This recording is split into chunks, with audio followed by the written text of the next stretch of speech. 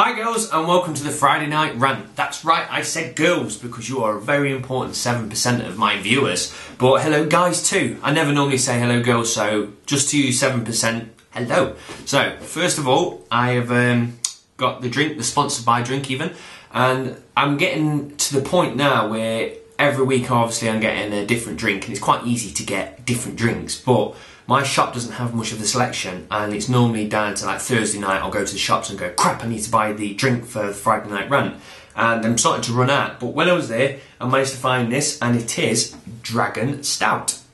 Apparently this is a Jamaican stout which is made in Kingston, so never ever tried it before. Let's see what she's like.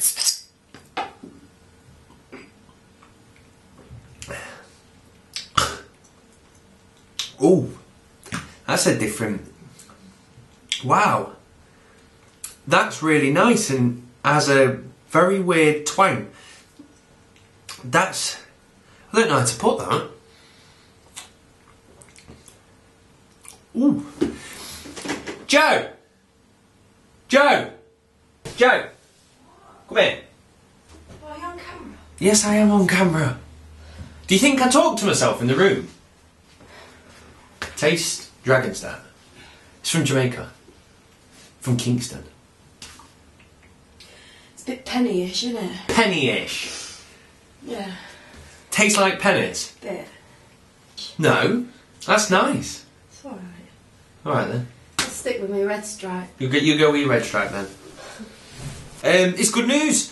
Sony is back online, so to all you PlayStation 3 users, you can go and play Portal now, which I really do suggest you do. Get some co-op Portal on the go. And also, which is a very nice feature, Sony sent me an email apologising for potentially losing my details and offering me free games. And I don't even have a PlayStation 3. So that's pretty good of Sony.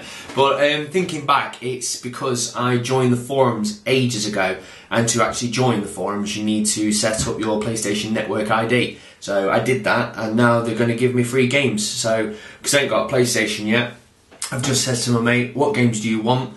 And then I'll give you my username and password, you can sign in, download it to your, I can say 360 then, download it to your PlayStation, and obviously he'll get his free games as well, so he'll get double the amount of games, which is a result. So, that's quite nice of him. And you think, whoa, that's it, Sony is going on the rise now, they're picking themselves up, and then something happened. And it is LA Noire's out today, hooray! And I'm really excited to get my hands on that. But apparently it is overheating a load of PlayStation 3s. And they've had a word with Rockstar, and Rockstar simply turned around and said, that's Sony's fault because we've tested it and it works fine, but due to this new firmware update, it's causing issues with the game and overheating some PlayStations. I don't know if it's the new models or old models, I assume it's going to be the old models. But looking as well, a few people have started to report that it's also causing a few issues on the 360, but I think it's just freezing on the 360, whereas on the PlayStation it looks like it may actually be doing hardware damage, which is really bad for Sony.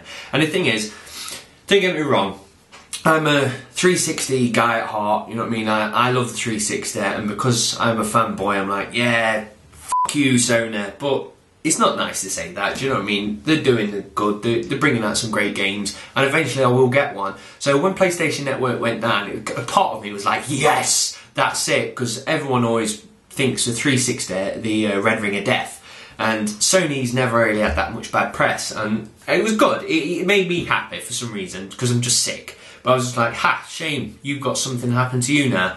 But then, with it going on for so long, I actually felt bad for the Sony users, and now with this happening I kind of really feel sorry. But anyway, back LA Noire, I can't wait to get my hands on it. I've not brought it simply because I can't justify blowing 40 quid on a game. Seems I blew 40 quid on Brink last week. In fact, I blew 80 quid on Brink last week thanks to Play not getting to me in time, and I had to go to Morrison's and buy it again, but I'll talk about that in a minute. But yes, I definitely want to pick the game up, but I'm stuck with two sides now, because obviously, if you buy any game on release, it's expensive. If you wait, it comes down in price. but Rockstar games tend to stay at a high price. Even Grand Theft Auto at the moment goes for about, I think about £18, which is probably good to say it's like 3-4 years old. Red Dead's held its value pretty well, and Rockstar games tend to just go for a good amount. So I was thinking, shall I just buy it now because the price ain't going to drop that quick? But then I thought, actually it's got no multiplayer, and practically all the Rockstar games do. So is that the reason that they always stay at high value? Because the playability factor, you can go for it over and over again, or play online with friends. Whereas LA Noire, I've got a feeling that once you've done that story, have you done that game? Will you go back? Is it going to be like Alan Wake, that just release a bit of DLC to keep us tidying over, but we never really go back and play it again? So I don't know if the price is going to drop because it's got no multiplayer, or is it going to stick because it's a Rockstar? So I don't know really what I should do about that. I've just been looking on the internet, and they've got a cool feature where you can actually turn it into black and white, and it sounds boring, and looking at it, it's nothing special. It is just a game in black and white, but just because the way it's set and the voice acting and the face, the features come through, and then adding that into black and white just makes it look awesome for some unknown reason. So I can't wait to get my hands on it and give it a go. A few people on my Xbox Live at the moment have already got it, and they've been saying it's absolutely brilliant. So I'm very excited for it, and I've on Tuesday, Play.com managed to send me my Brink copy. So I only ordered it months ago. I only wanted it on the Friday. They dispatched it last Wednesday, and then it come on the Tuesday. So it took over a week to get, well, just under a week to get to me, which is just piss-poor service. So I've wrote the return slip off, sent it them straight back, and when the play funds come back into my account, I may actually just go out and buy LA Noire, because I want to play it so bad. It looks, because it's just nice to play something. I'm constantly playing multiplayer games, and I just want something fresh. Like Mass Effect to me was just something fresh and new, and I fell in love with it.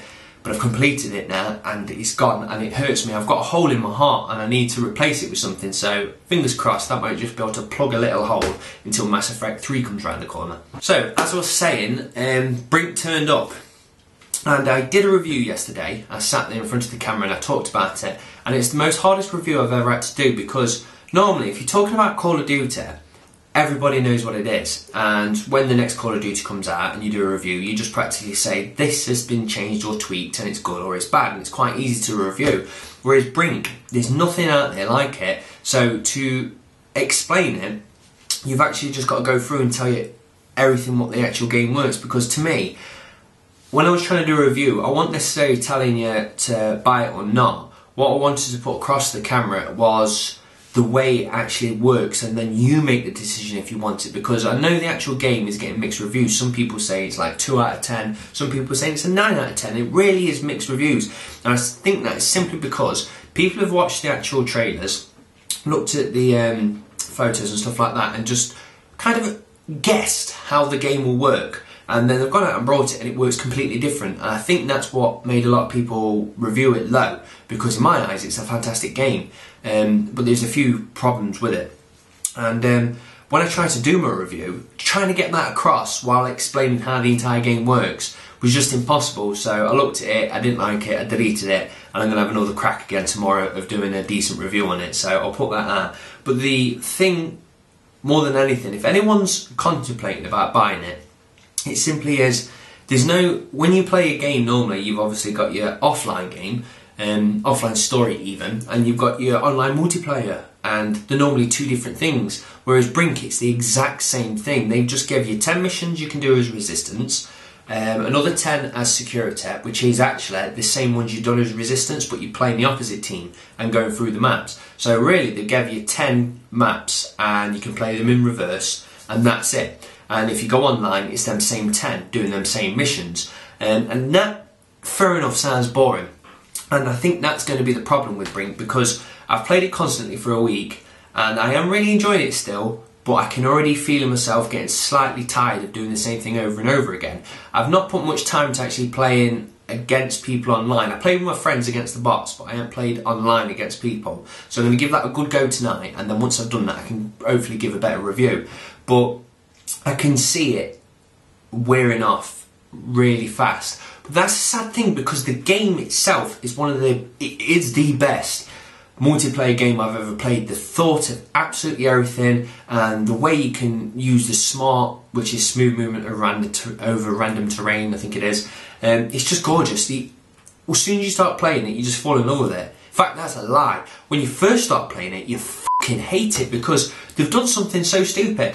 They've just give you an intro saying, this is the arc, it was made, blah, blah, blah, blah, normal intro. You just press mission 1 and it goes, go! And that's it. That's as much information you get told as go. And you just have to figure out the controls. No one's taught you anything. No one's telling you how anything works. The best thing to do is actually watch all the trailers telling you how to play the game before you play the game, because the game doesn't take any time to say this is how you duck, this is how you cover, and you just have to work it all out yourself, which is fine. After about an hour or so, you get your head around the controls and you're enjoying it. But we've been playing it for a week, and like, not yesterday, the day before, one of my mates would realise when you actually look down your hindsight, if you press your D-pad, you can actually lean left and right and actually poke your head out around the corner. So that took us like 5 days to work out how to do that, which is just crazy. So there's no tutorial at the start, which I know some tutorials are really basic. They're just like, come to here, and as you walk, there's going to be a box in the way, so you're going to have to climb over it, and in doing so, you've learned how to jump. And fair enough, they're tedious and you just have to do them. But I would have bloody really enjoyed having one. It would have just benefited me so much to just get my head around it before they chucked me into this massive clusterfuck. And it was just, I don't know, you can't explain it. It just, everything's all over the place and you don't enjoy it for the first hour. But then after that, when you learn about the game, you're like, wow, this is coming to its own and it's a gorgeous game. So it really is pros and cons about the game. It's one of the best playing games out there, but it can become the same thing over and over again. But my opinion could change tonight. If I play against actual humans, it may pan out to be a completely different game online, so we shall see how that pans out. And also showing its face this week is Call of Duty Modern Warfare 3. So, and the thing is, like, I can't understand that they've released some concept art and they're going, look, this is what the game's going to look like. And to me, concept art only works on games like, for instance, games we've never seen before, and especially games that aren't set to be realistic. So, for instance, I always say Mass Effect because that's my... We know what Mass Effect is to me. Mass Effect, if they release concept art, that's cool because you get to see the style of the buildings because it's futuristic, so you don't know what it's going to look like. You get to see the planets, you get to see the monsters because you don't know what the monster's going to look like. But how can Call of Duty turn around and say, here's some concept art of a man? And you look at it and go, yeah, it looks like a man.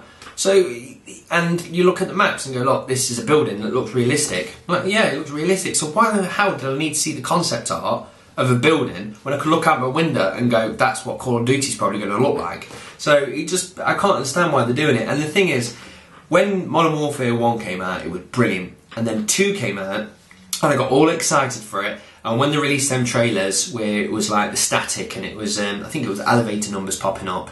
I think it was even the intro to No Russian.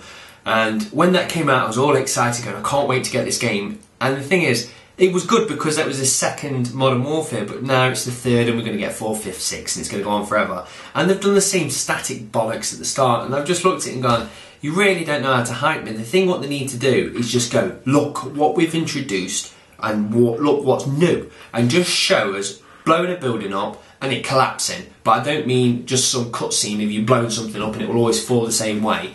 They've apparently introduced destructible. They've apparently introduced environmental destruction, which is a terrible way of putting it. Environmental destruction. We'll go with that. So things f***ing blow up.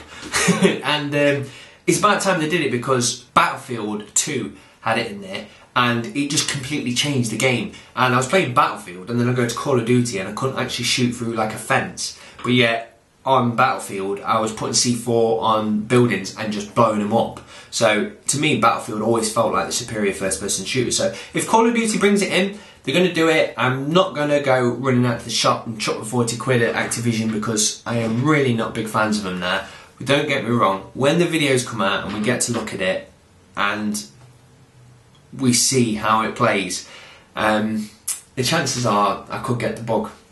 A lot of the lads on Xbox Live are like, no, we're not getting it. We're not going to play this one. And that's understandable because we've been burnt by it too many times, but at the end of the day, they are good fun. It is good fun just to have a frag fest, because the thing is, if you play Call of Duty all the time, then it's boring. But I played Call of Duty for like 6 months, sold it, left it, and I'm playing Brink, which is a bit more serious, and I play my normal offline games. So it might be time to go back into a frag fest, because Battlefield to me is more tactical and team-based, and again, the superior first-person shooter. I enjoy Battlefield more, but there's nothing wrong with a good frag fest every so often. So I don't know if I'm going to get it or not, but we shall soon find out. And that's practically it. So the question of the week is, have you ever brought a game and enjoyed it, and then you've told your friends to go out and buy it because you want to play with them, and then when they've got it, they've actually put it in and not enjoyed it, and realise you've just blown some of your mates' money on a game that you thought was good and they absolutely hated? Because I'm not saying I feel that way about Brink, but all of us went out and brought it, and I was like, Brink, Brink, Brink, and already a couple of guys saying they're going to go and sell it again, so it's made me go, you know what I mean, that's a bit awkward. So yeah, have you ever forced your friend to part with money for a game that you enjoyed and they hated? Right, I'm going to finish my Dragon Start now, which is going to take its toll on me. I'm going to play out Brink all night, and then I'm going to be really sad and nerdy and sit in front of this desk all week because I'm programming the new YT Gaming website along with a mate, and I've got to say it's looking fantastic. The website that's there at the moment is that big compared to the project that we're going to be pulling off. In fact, I best stop there because I could go on forever and a day about all these wicked features that the new site's having, but nonetheless, fucking start's kicked in. But that's it, guys. I'm out of here and I'm going to play some Brink. So have a good weekend, guys, and everybody who just brought LA Noire, I hope you enjoy it. Cheers, guys. Bye.